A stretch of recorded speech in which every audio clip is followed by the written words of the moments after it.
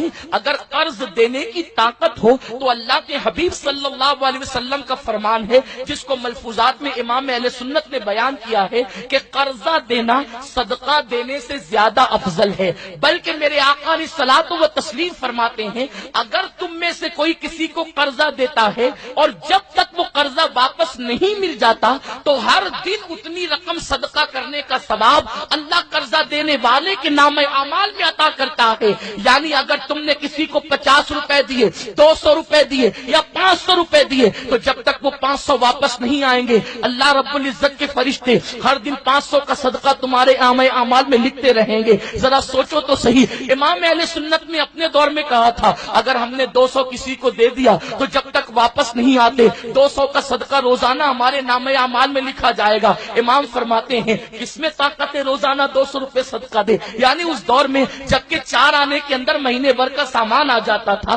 اس وقت امام نے فرمایا کس کی طاقت ہے کہ 200 روپے صدقہ کرے؟ اللہ اکبر! تو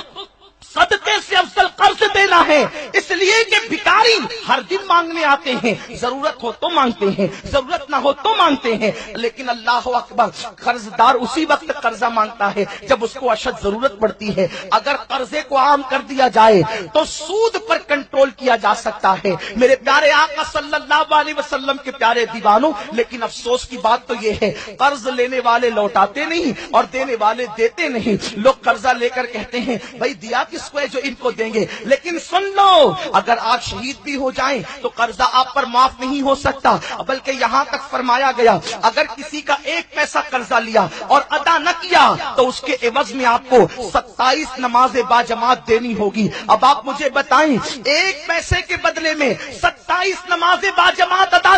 دینی ہوگی اور 100 پیسوں کا 1 روپیہ بنتا ہے، یعنی اگر کسی کا 1 روپیہ لے کر کے نہ دیا تو 2700 نمازیں باجماعت آپ کو دینی ہوگی۔ مسلمانوں مجھے بتاؤ نمازیں پڑھی ہی کتنی ہیں جو آپ کسی کو دے سکیں گے؟ اس لیے کسی کا قرض لو تو ادا کر دو۔ اس لیے کہ یہ بات بھی عرض کر دوں یہاں پر خاص طور پر، اللہ اکبر،